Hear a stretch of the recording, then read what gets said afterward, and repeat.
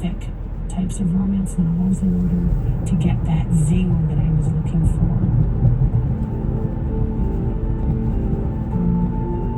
So this was no longer about the pleasure of reading at this point or your love of language. It had become something else. Oh, it had absolutely become something else. And of course, it was rooted in the pleasure of reading, the pleasure that I've always gotten from fiction. But what happened was I got to a point where I really didn't care if it was badly written or badly plotted or the characters were uninteresting. I would just flip through to the climax, pun intended. So then I got to where I was like reading really graphic erotica. The more graphic, the better. The more sex scenes, the better. But it was all about getting to that moment and getting a certain very specific feeling. Yeah. And I became the possessor of the knowledge that if you take any romance novel and you open it up to 2/3 or 3/4 of the way through, you'll get right to the point. Which is to say, these romance novels are engineered. They're written according to a recipe. So at this point, you're a respected researcher and psychiatrist at Stanford University. You have a great family. But no longer. Soon to be no longer. Okay.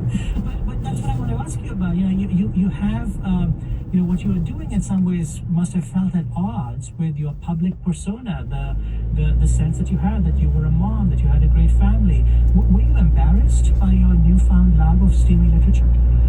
First of all, I didn't really see what was happening as it was happening. I would occasionally joke to friends, oh, I'm so addicted to vampire romance novels or romance novels in general, but just by being able to joke about it, I felt that must mean I'm really not addicted to it or it's not really a problem.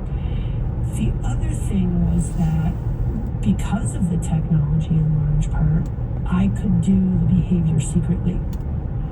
Once I got the Kindle, I could be reading something on that Kindle that nobody else knew what I was reading. Whereas before, I wouldn't want to be seen reading that anywhere.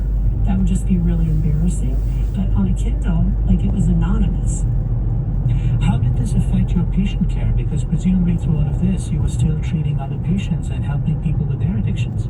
Right. As it was happening, I didn't really see it happening. I didn't relate it as being similar to what my patients were going through. That I really only saw in retrospect.